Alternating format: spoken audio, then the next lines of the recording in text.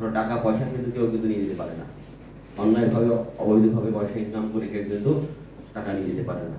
আমরা এখানে প্রত্যেকেই কিন্তু ভোক্তা, প্রত্যেকেই ভোক্তা, সারও ভোক্তা, সারও ভোক্তা, আমিও ভোক্তা। আমি যে খাবারটা খাই, বাজার থেকে যে আলুটা খাই, একজন নিম্ন শ্রেণীর মানুষ, একজন নিম্ন আয়ের মানুষ কিন্তু এই আলুটা কেনে, হয়তো উনি আধা কেজি কেনে, এক প কেনে, আমি 1 কেজি কিনি, সবাই কিন্তু আমরা ভোক্তা। আমরা ভোক্তা প্রত্যেকেই ভাবে কিন্তু প্রতারিত হচ্ছি, আমরা ক্ষতিগ্রস্ত হচ্ছি, আমরা উদাসীন, প্রত্যেকে এই ক্ষেত্রে উদাসীন। সবাই কিন্তু বিড়ি ওঠে না, সবাই কিন্তু হেলিকপ্টারে ওঠে না, সবাই কিন্তু বড় এসি পরিবহনে ওঠে না, কিন্তু সবাই কিন্তু ডাল কেনে, সবাই কিন্তু চাল কেনে, সবাই কিন্তু মাছ কেনে। কিন্তু এই বিষয়টা আমাদের অ্যাক্টিভ হওয়া দরকার। কিন্তু আমি যেটুকু চাকরি করি, আমার যে চাকরির যে আয়ের উৎস, এটা একজন নিম্ন শ্রেণীর মানুষই কিন্তু তারা পারে না। আমি ইচ্ছা করলে 1 কেজি 2 কেজি কিনতে পারি, কিন্তু একজন নিম্ন শ্রেণীর মানুষ সে কিন্তু ইচ্ছা করলেই পারে না। যেটা 1 কেজি পেঁয়াজের দাম যদি 80 টাকা, একদিন পরে 120 টাকা, যে দিনে ইনকাম করে 200 টাকা বা 300 টাকা, সে কিভাবে তার সংসার চালাবে? এটা আমাদের প্রত্যেকের হওয়া উচিত। এবং অন্যান্য যে সমস্ত আমাদের রাস্তাঘাট, পুল নির্মাণ, যেভাবে আমরা যদি সবাই সতর্ক থাকি বা আমাদের লোকজন বা লোক আছে, সেক্ষেত্রে বাজারের ক্ষেত্রে সবাই কিন্তু বেশি অ্যালার্ট করা উচিত, যারা নিত্য প্রয়োজনীয় জিনিসপত্র, যদি বিশেষ করে চাল, ডাল, পেঁয়াজ, রসুন, এইগুলো তাদের ক্রয় ক্ষমতার ভিতরে থাকে, প্রত্যেকেরই দরকার। এই জন্য বেশি বেশি এগুলো গুরুত্ব দেওয়া উচিত। কারণ আমরা প্রত্যেকেই কিন্তু ভোক্তা। দাদা একটু আগে বলেন যে আমরা আজকে যে ওষুধ বিক্রি করতেছে, সে কিন্তু মাছ কিনতেছে, আবার যে মাছ কিনতেছে সে ওষুধ কিনতেছে। মাছওয়ালা ওষুধ যে বিক্রেতাকে ঠকাচ্ছে, আবার ওষুধ বিক্রেতা মাছওয়ালাকে ঠকাচ্ছে। আমরা কিন্তু একেবারে ঠকতেছি। এই ঠকা দিয়ে কি হচ্ছে, আমরা কিন্তু কাঙ্ক্ষিত উদ্দেশ্য দিতে পারছি না। যদি উচ্চ বিলাসিতা হয়, আমরা যে আমি চাল বিক্রি করে আমি কোটিপতি হবো বা মাছ বিক্রি করে কোটিপতি হবো, তাহলে এটা সম্ভব না। কারণ আমি চাল বিক্রি করে আমি 100 টাকা মানে বেশি হইতে পারি বা 1000 টাকা হইতে পারি। আমি যদি 1 কোটি টাকা সম্পদ দিই, তাহলে হবে না। আমার অবস্থান বুঝতে হবে, আমি একজন চাল বিক্রেতা, আমি একজন মাছ বিক্রেতা, আমি একজন পুলিশ ইন্সপেক্টর। আমি যদি বড় হেলিকপ্টার কিনবো, এই চিন্তা করতে হবে। আমি একটা মোটর সাইকেল পাই, একটা প্রাইভেট কিনতে পারি। আমি তো মনে করি আমি যে হেলিকপ্টার কিনবো, তাদের হবে না।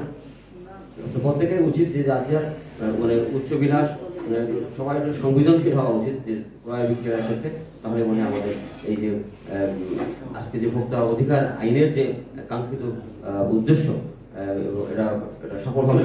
আমরা সবাই যার যেখান থেকে আসি, সেখান থেকে আমরা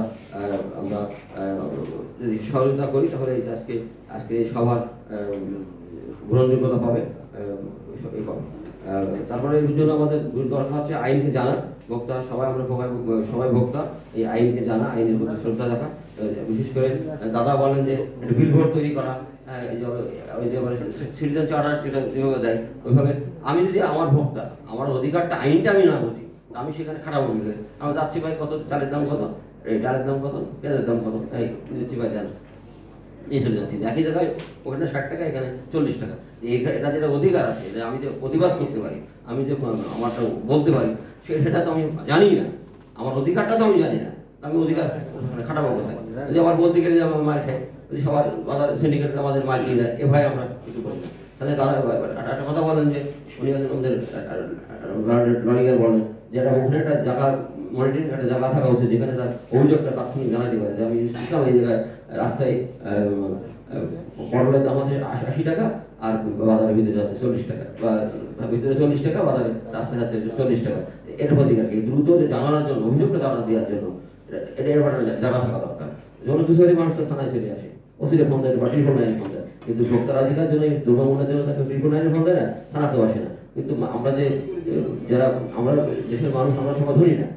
আমি তো বেশি খারাপ লাগে যে আমি বাজার করি, দেখি যে আমার নিজে চালাইতে কষ্ট হয়। যারা একটু নিম্ন শ্রেণীর আইন মানুষ, যারা সৎভাবে চলতে চায়, তারা খুব কষ্ট হয়, বাজার করলে খুব কষ্ট হয়। সবাই তো আর গাড়ি চলে না, সবাই তো আর দামি মোবাইল ইউজ করে না। যারা ন্যূনতম মানুষ, যারা ন্যূনতম খেয়ে পরে বাঁচতে চায়, তাদের অধিকারটা যেমন নিশ্চিত না করি, তাহলে আজকে এই স্বাধীনতা, আজকে এই অবস্থা, আমাদের অবস্থান কোথায় যাবে? তো সবাইকে দৃষ্টি আকর্ষণ করছি যে এই আইনকে জানতে হবে, নিজের নীতি নৈতিকতা, নিজের মূল্যবোধ বৃদ্ধি করতে হবে। এবং আজকে যে এই যে মিটিং করলাম বা ওই কর্মতে যে আপনার অভিযোগ যেটা ওখানে যাওয়া আর কি, অভিযান পরিচালনা করা, এই অভিযানগুলোকে করা এবং একটা মূল্যায়ন করা যে দাদা আমার একটাকে বলেন যে আমি প্রায় আমি থাকি, তা আগে আপনি যেখান থেকে 1 বছর আগে বা 6 মাস আগে যেটা ছিল এখান থেকে কি পরিবর্তন হয়েছে? পরিবর্তন হয়, একদম খারাপ দিকে যাচ্ছে। আমি আইনের মানে সাংঘাতিক কথা বলছি, কিন্তু আগের যে পরিবেশ ছিল তার আরো খারাপ দিকে যাচ্ছে। মানুষের এই যে অবস্থান পাঠ পরিবর্তন, মানুষের ইচ্ছা অনিচ্ছাগুলো যদি আমরা পূরণ না করতে পারি, আজকে সেই আগের দিন আজকের দিনের মতো তফাৎ না। সবাইকে ধন্যবাদ জানাচ্ছি যে আমরা এখানে যারা যারা আছি সবাই আইনের প্রতি শ্রদ্ধা রাখবেন। আর পুলিশকে আপনাদের সর্ব বিষয়ে পুলিশ যেমন পাশে ছিল এখনো থাকবে। তা আমি ভোক্তা অধিকার কর্মকর্তা মহোদয় অনুরোধ করছি যে আমাদের পুলিশিং কোনো যদি সহায়তা লাগে আপনি জানাবেন আমাদের ঊর্ধ্বতন কর্তৃপক্ষকে, তো অবশ্যই আপনাদের সার্বিক বিষয়ে হেল্প করা হবে, সহযোগিতা করা হবে। পুলিশ আপনাদের পাশে থেকে তাদের